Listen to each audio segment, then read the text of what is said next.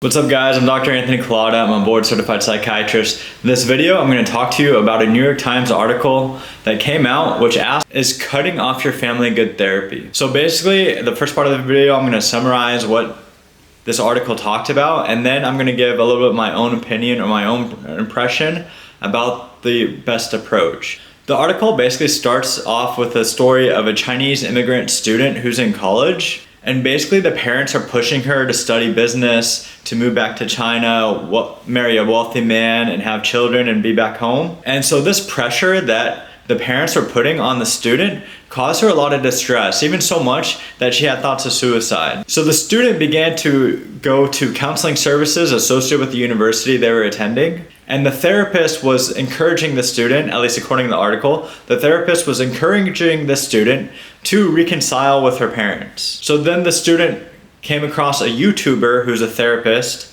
that stresses the importance of cutting off your parents in certain cases, especially in cases of abuse. So cutting off the parents for a period of time, and that's what the student did. But the scientific data doesn't really support one approach for the other. It doesn't really support cutting off your parents. It doesn't really support like bearing the abuse that they give you. So it really kind of takes a lot of discernment, and it's very unique and it has to be addressed on a case-by-case basis. But then the article talks about various therapy approaches and how to heal with childhood trauma, and it talks about people attending this group therapy and think that they never had any childhood trauma, but in fact maybe the parents were workaholics or weren't around, and that could be a form of abandonment or neglect that they experienced growing up. The YouTube therapist that the student came across would suggest writing a no contact letter to the parent. And this no contact letter may be a few sentences or a few paragraphs just stating the fact that you guys are toxic, I don't want to have any contact with you,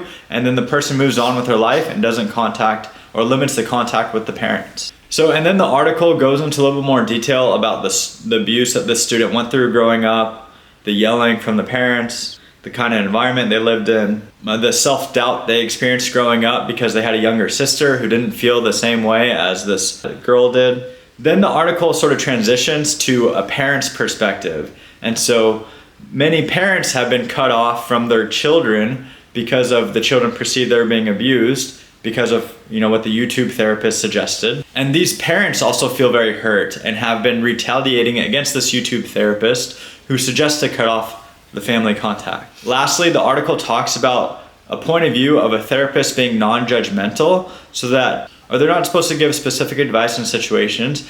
They're really supposed to just listen, and that's really the format that I've been taught to do as a therapist, is to really be non-judgmental. Really what the goal of a therapist is more to be a sounding board or be like a mirror for what the patient in front of you is saying or experiencing. And so really a therapist often will summarize, will reflect, maybe ask questions just for the patients to get more understanding of what they're really thinking or feeling, and have the patients themselves come to their own conclusions how to deal with the stress or the experiences that they're going through. The therapist is not supposed to say, okay, you should do this, you should do that.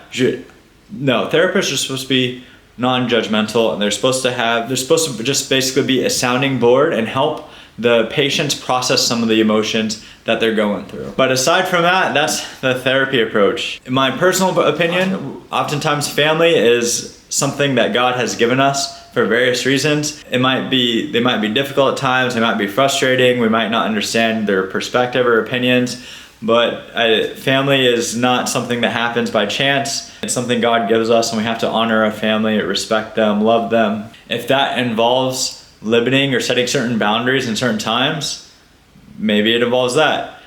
Does that mean bearing with their abuse or dealing with their abuse? Maybe for some it is, for some maybe not.